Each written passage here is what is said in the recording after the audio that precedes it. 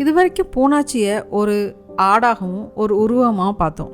ஆனால் இந்த நாவல் ஏன் இவ்வளோ பேரால் தமிழின் முக்கியமான படைப்பாக பார்க்கப்படுது? இன்றைக்கி அதை பற்றி பேசுவோமா? அனைவருக்கும் வணக்கம். நான் உங்கள் சுபாஷினி, books.com லிட்கேன்லேருந்து. பூனாச்சி நம்மளை ஏன் துரத்திக்கிட்டே இருக்கா? பூனாச்சி பாகம் 3. இப்போ வரைக்கும் நாம் ஒரு ஆட்டை பற்றி பேசிகிட்டு இருந்தோம். ஆனால் உண்மையிலேயே இந்த நாவல் ஒரு ஆட்டை பற்றினதா? எனக்கு அப்படி தோணலை. எனக்கு இது ஒரு பெண்ணை பற்றின கதையாக தோணுச்சு, ஒரு விவசாயியின் கதையாகவும் தோணுச்சு, ஒரு சாதாரண மனிதனின் கதையாகவும் தோணுச்சு, சில இடங்களில் நம்ம எல்லாரோட கதையாகவும் தோணுச்சு. ஒரு விஷயம் கவனிச்சிருக்கீங்களா? ஆடுகள் என்றைக்குமே ஒன்றுக்கு பின்னாடி ஒன்று நடந்து போகாது. செம்மறி ஆடுகளை மாதிரி ஃப்ளாக் மென்டாலிட்டி இதுகளுக்கு இல்லை. எங்கே புதுசாக ஒரு செடி தெரியுதோ இல்லை புல்லை தேடி கூட்டத்தை விட்டு தனியாக வெகு தூரம் கூட ஆடுகள் போகும். பாறைகள் மேலே குன்றின் மேலே ஏறும், மரத்து மேலே கால் வச்சு இலைகளை இழுத்து சாப்பிடும். இப்படி சுதந்திரமாக சுற்றும் ஆடு கூட தான் வாழ்க்கையில் பெரும்பாலான முடிவுகளை தானே எடுக்கிறதில்ல. இதை பூவன் அழகாக சொல்லுவான். ஒரு கிடாய்க்கு எப்போ வேணாலும் சாவு வரலாம். நாங்கள் கறிக்காவும் சாவோம், பலிக்காவும் சாவோம். பூனாச்சிக்கும் எங்கே போகணும், யாரோட வாழணும், எப்போ குட்டி போடணும், இதெல்லாம் யாருமே அவகிட்ட கேட்குறதில்ல. பிடிச்ச இடத்துல பிடிச்ச ஆட்களோட இருக்கிற சுதந்திரம் கூட அவளுக்கு இல்லை. அவள் இந்த நிலைமையை ஏற்றுக்கிறா. அடுத்த நான் என்ன சொல்ல வரேங்கிறது உங்களுக்கு புரிஞ்சிருக்கும். இதனால தான் சொல்கிறேன், பூனாச்சி ஒரு ஆடு மட்டும் இல்லை, ஒரு உருவகம். எழுத்தாளர் எப்படி இதை நம்ம மேலே திணிக்கலையோ, நானும் உங்கள் மேலே இதை திணிக்கலை. நீங்களாக இப்போ உணர ஆரம்பிச்சிருப்பீங்க. பாட்டியின் மக வீட்டுக்கு போன பூனாச்சி பூவனை சந்திக்கிறா. அப்புறம் பூனாச்சியும் பூவனும் சேர்ந்தாங்களா? அந்த தாத்தா பாட்டி என்ன முடிவு எடுக்கிறாங்க? அவங்க ஊருக்கு என்ன ஆச்சு? இதையெல்லாம் நீங்கள் புத்தகத்தை படித்து தெரிஞ்சுக்கோங்க. இந்த புத்தகத்தில் என்னை அதிகமாக பாதித்த விஷயம் என்ன தெரியுமா? இதோட அரசியல் கூட என்னை அவ்வளோ பாதிக்கலை. இதோட மனிதநேயம்தான் என்னை அதிகமாக தொட்டுச்சு. ஒரு ஆடு கஷ்டப்படும் போது அந்த வயதான தம்பதிகளுக்கு வலிக்குது. அவர்களுக்கு வலிக்கும்போது நமக்கும் வலிக்குது. அப்படின்னா இது நாவலின் வெற்றி தானே? ஏன்னா ஒரு எழுத்தாளரின் மிகப்பெரிய வெற்றி நீங்கள் பார்க்காத ஒரு உயிரை நேசிக்க வைக்கிறதான். நான் இன்னொரு விஷயத்தையும் ரொம்ப ரசித்தேன். பெருமாள் முருகன் வாசகர்களை நம்புகிறாரு. இப்போ நிறைய நாவல்களில் எல்லாத்தையுமே விலக்கி சொல்லிடுறாங்க. என்ன நினைக்கணும், யாரை வெறுக்கணும், யாருக்கு பரிதாபப்படணும், எல்லாத்தையுமே எழுத்தாளரே சொல்லிடுறாரு. ஆனால் இங்கே அப்படி இல்லை. அவர் கதையை மட்டும் சொல்லுவார், முடிவை நம்மக்கிட்ட விட்டுருவார். அதனால தான் புத்தகத்தை மூடின பிறகும் அது முடியறதில்ல. அது நம்ம மனசுக்குள்ளே தொடர்ந்துக்கிட்டே இருக்குது. எனக்கு பெருமாள் முருகனை பற்றி ரொம்ப பிடிச்ச ஒரு விஷயம் என்னென்னா, அவரோட கதைகள் எல்லாத்துலேயுமே பெரிய திருப்பங்களோ அதிர்ச்சி முடிவுகளோ இருக்கவே இருக்காது. இருந்தாலும் படித்து முடித்ததுக்கப்புறம் அந்த கதைகள் நம்மளை விட்டு போகவே போகாது. தேன் கலந்த உண்மைகள் அதில் இருக்காது. வாழ்க்கை எப்படி இருக்குதோ அப்படியே சொல்லியிருப்பார். அதனாலேயே அவர் கதைகள் மறக்க முடியாத சம்பவங்களாக மாறிடுது. பூனாச்சியை படிக்கும்போது எனக்கு அடிக்கடி தோன்றிய இன்னொரு விஷயம் என்னென்னா, முருகன் இயற்கையை எழுதலை, இயற்கையோடு வாழ்கிறாரு. இங்கே கண்ணுக்கு தெரிகிறது எல்லாமே கதைக்கான பின்னணி இல்லை, கதாபாத்திரங்கள். அது புற்களாக இருந்தாலும் சரி, பறவைகளாக இருந்தாலும் சரி, வறட்சியாக இருந்தாலும் சரி, மழையாக இருந்தாலும் சரி. அதனாலேயே அவரோட நாவல்களை படிக்கும்போது ஒரு கிராமத்துக்குள்ளே நடந்து போகிற மாதிரி இருக்கும். அவருடைய பெரும்பாலான நாவல்களில் மனிதர்களையும் நிலத்தையும் பிரிக்கவே முடியாது. அந்த மண் மாறினால் மனிதர்களும் மாறிவிடுறாங்க. அந்த உணர்வை இவ்வளோ இயல்பாக எழுதக்கூடிய எழுத்தாளர்கள் ரொம்ப குறைவு. ஒரு புத்தகத்தை வாசிக்கிற மாதிரி இல்லாமல் வாழ்கிற மாதிரி இருக்கும். இந்த நாவலில் மூடும்போது ஒரு கதையை மட்டும் படித்த உணர்வு வரல, ஒரு வாழ்க்கை முறையே சந்திச்சுட்டு வந்த உணர்வு தான் வந்துச்சு. நான் இந்த புத்தகத்தை ஆங்கில மொழிபெயர்ப்பில் தான் படித்தேன். அதனால் மொழிபெயர்ப்பாளரை பற்றி கொஞ்சம் சொல்லணும். என் கல்யாணராமன் தமிழ் இலக்கியத்தை உலக வாசகர்கள்கிட்ட கொண்டு சேர்த்த மிக முக்கியமான மொழிபெயர்ப்பாளர்களில் இவரும் ஒருத்தர். இந்த மொழிபெயர்ப்பில் எனக்கு ரொம்ப பிடிச்ச விஷயம், இவர் எல்லாத்தையுமே ஆங்கிலமாக மாற்ற முயற்சிக்கல. சில தமிழ் வார்த்தைகளை அப்படியே வச்சுருக்காரு. அட, ஆத்தாக்கள், ஐயாக்கள், இந்த சொற்கள் எல்லாம் படிக்கும்போது ஒரு தமிழ் வாசனை அப்படியே இருக்குது. ஒரு நல்ல டிரான்ஸ்லேஷனுக்கான அடையாளமே வெறும் மொழியை மாற்றுறது மட்டும் இல்லை, ஒரு கலாச்சாரத்தையே மற்றொரு மொழிக்கு கொண்டு போகிறது. இந்த டிரான்ஸ்லேஷனில் எனக்கு ரொம்ப பிடிச்சது, ஆங்கிலத்தில் தான் படிக்கிறேங்கிற உணர்வே வரல. தமிழ் மனசுடைய ஒரு கதையை ஆங்கிலத்தில் கேட்டுட்ருக்கிறேங்கிற உணர்வு தான் வந்துச்சு. அது ஒரு நல்ல மொழிபெயர்ப்பின் வெற்றி.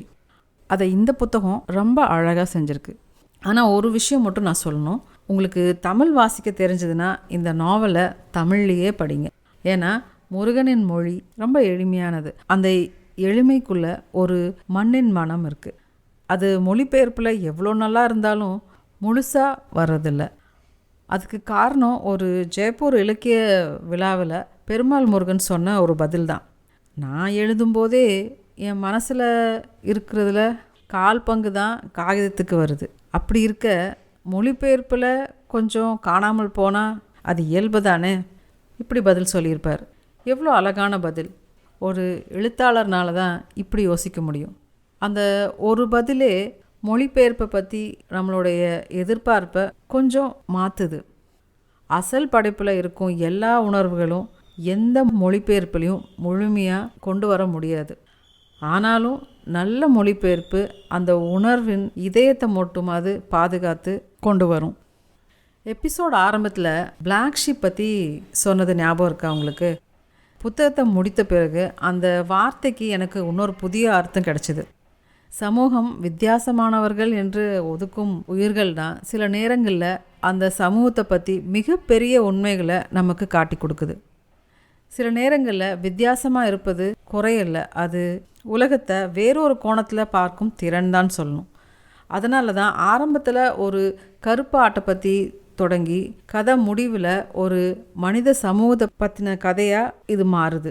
இந்த கதையின் கருப்பாடு நமக்கு மிகவும் மறக்க முடியாத கதாபாத்திரமாக மாறுறா.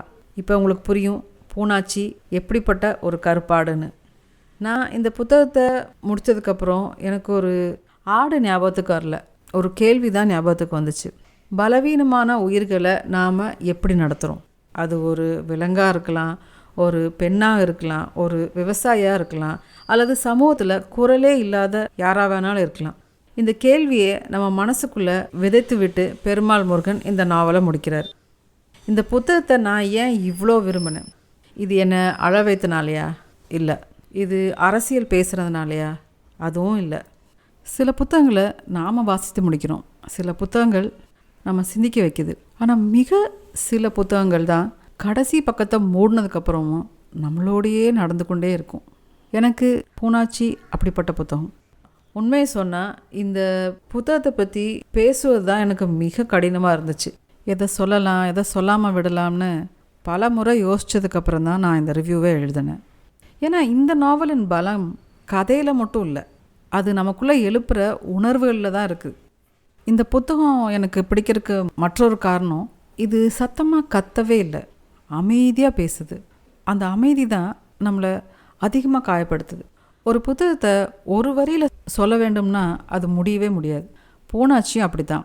இதில் குடும்ப பாசம் இருக்குது, பெண்ணியம் இருக்குது, அரசியல் நையாண்டி இருக்குது, விவசாய வாழ்க்கையின் வறுமை இருக்குது, அதிகாரிகளின் கண்காணிப்பு இருக்குது, சுதந்திரத்துக்கான ஏக்கம் இருக்குது, மனிதர்களுக்கும் விலங்குகளுக்கும் இடையிலான அன்பான உறவு இருக்குது. இந்த எல்லா அடுக்குகளும் சேர்ந்தது தான் இந்த நாவலை மீண்டும் மீண்டும் வாசிக்கப்பட வேண்டிய புத்தகமாக மாற்றுது. யாராவது என்கிட்ட ஒரே ஒரு வரியில் பூனாச்சி பற்றி சொல்லுங்கன்னு கேட்டால் நான் இப்படி சொல்லுவேன்.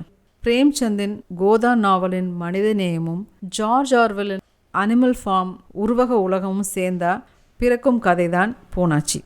ஆனால் இந்த ஒப்பீட்டை முழுமையாக ரசிக்க அந்த 2 புத்தகங்களையும் நீங்கள் படிச்சிருக்கணும்.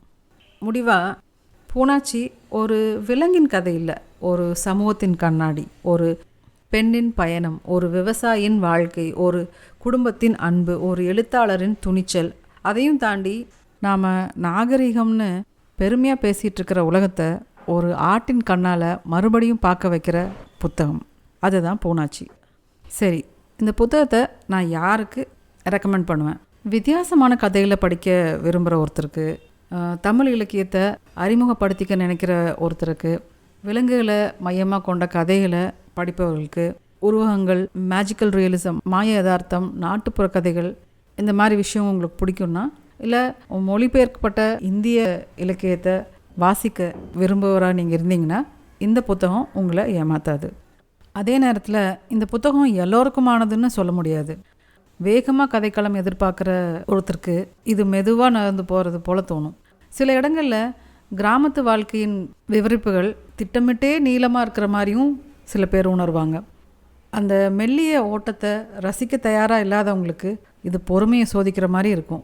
மேலும் உருவங்களை விரும்பாத வாசகர்களுக்கு இது ஒரு சாதாரண ஆட்டின் கதை மாதிரி ஏமாற்றத்தை கொடுக்கும். ஆனால் அதே மெதுவான நடை தான் கதாபாத்திரங்களோடு நம்மளை வாழ வைக்கிறது என்பதும் உண்மை. இந்த புத்தகத்தை படித்ததுக்கப்புறம் கண்டிப்பாக நீங்கள் ஒரு ஆட்டை பார்க்குற கண்ணோட்டம் மாறும். அது மட்டும் இல்லை, உங்கள் வீட்டில் இருக்கிற ஆடோ பூனையோ இல்லை நாயோ அதை ஓடி போய் கட்டி தழுவிப்பீங்க. நீங்கள் ஏற்கனவே இந்த புத்தகத்தை படிச்சிருந்தா பூனாச்சி உங்களுக்கு எந்த உருவமாக தெரியுறா? ஒரு பெண்ணா, ஒரு விவசாயியா, அல்லது நம்மள ஒருவரா? உங்கள் கருத்துக்களை ஸ்பாட்டிஃபை, யூடியூப் அல்லது இன்ஸ்டாகிராமில் கண்டிப்பாக பகிருங்க. கூடவே பூனாச்சி ரிவ்யூ எப்படி இருந்ததுன்னு சொல்லுங்கள். உங்கள் கருத்துக்களை படிக்க நான் ரொம்ப ஆர்வமாக இருக்கேன். நான் உங்கள் சுபாஷினி. இது books.com லிட்கியான். அடுத்த எபிசோடில் இன்னொரு மறக்க முடியாத புத்தகத்துடன் சந்திக்கிறேன். அதுவரை வாசிங்க, யோசிங்க, நல்ல கதைகளை உங்களை மாற்ற அனுமதிங்க. சாயோனாரா.